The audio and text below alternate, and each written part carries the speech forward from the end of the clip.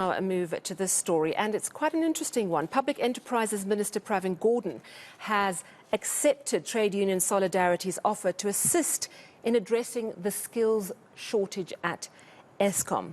So let's speak now to Solidarity's CEO, Dirk Herman. Dirk, thank you very much for joining us. So you actually offered to help. This came after you heard from Pravin Gordhan about the skills deficit. Just give us the background to this. The story has some specific context. The context already started in 2019 when we started with a list, to compile a list of skilled people that's prepared to help in Eskom.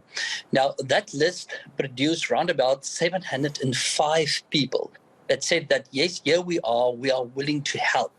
But at that stage, we handed it over to Minister Gordhan. Nothing happened with that.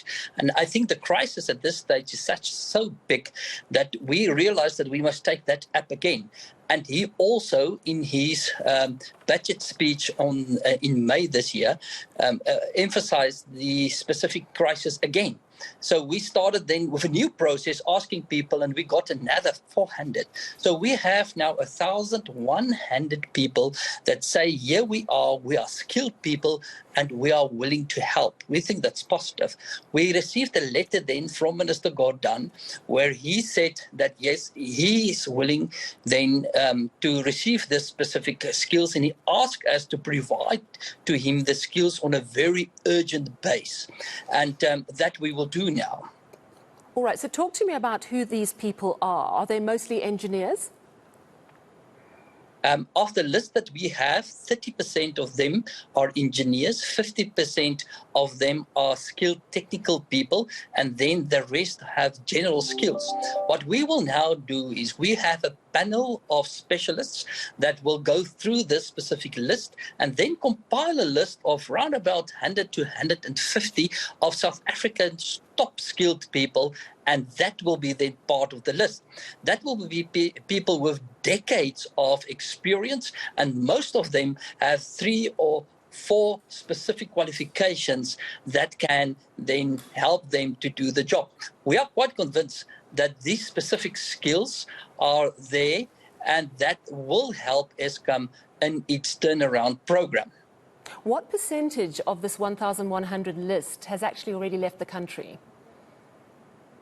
Well, unfortunately, a high percentage, and I don't have the specific number, already left the country. We just had a discussion with someone yesterday where 18 engineers of South Africa help with power generation in America. And some of those people even indicated they are willing to come back and help. Now, we have on the list some people that is retired and are willing to come back, some that's consultants at this stage, and unfortunately, there's some that already left the country. So what happens now? What's the next step? The next step is now to narrow down the list to real specialized skills. Minister Pravin Gordhan indicated to us the specific need that they need in Eskom, the specific skills. So what we now do is to match this specific list of skills with the specific needs in Eskom. And then we will provide to them what kind of skills they need in generation, what kinds of skills they need in distribution and transmission.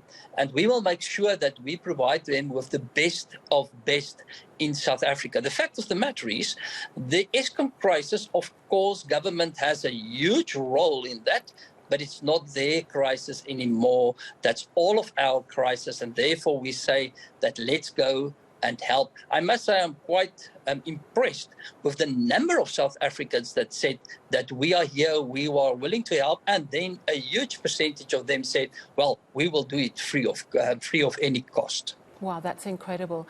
Are there any foreigners on the list? And I'm asking that question because we know that there are very onerous laws about employing foreigners in South Africa. I haven't seen any foreigners on this specific list. What I see is South Africans that's abroad at this stage and are willing to come back. Well, some of them are willing to come back, otherwise are just willing to help from abroad. But I haven't seen any specific foreigners on that specific list. But the fact of the matter is we are now in the process of finalizing the list, and then we will make sure that everyone on the list is still willing to do that, are available, and of course can legally do the work. We know that employment equity and transformation are important agendas in South Africa. Are most of the people on this list white people?